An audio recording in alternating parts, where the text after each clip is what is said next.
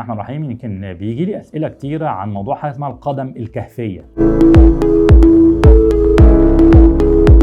القدم الكهفيه دي اللي هو زي ما احنا شايفين كده، ده موديل لمريض فعلا. احنا كنا عاملين 3D موديلنج على وضع اعوجاج القدم بتاعه والكاحل، ان ده عكس الفلات فوت، يبقى القرش بتاع القدم اكثر من الطبيعي، فده بيسبب الم للمريض اسفل الاصابع والم للمريض في الكعب.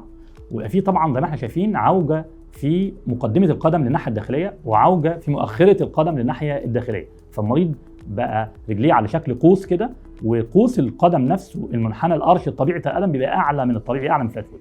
وده يمكن بيبقى له اسباب كتيره جدا، يمكن اهمها بعض الامراض العصبيه اللي بتاثر في الاعصاب بتاع الرجل، فيؤدي في الاخر ان اعصاب الرجل ما تبقاش بالشكل الطبيعي اثناء تكوين القدم في فتره الطفوله، فيطلع الشاب عنده هذا الاعوجاج. يمكن الاعوجاج ده من الحاجات العنيفه جدا وموجوده بكثره جدا في مجتمعاتنا، وحالات كتيره جدا منها بتتطلب علاج جراحي، وعلاج جراحي عمليه مركبه كبيره عشان نعدل شكل القدم دي وترجع الى حد كبير قريبه من القدم الطبيعيه. شكرا، استنونا في موضوعات طبيه جديده مع كلينيك دكتور.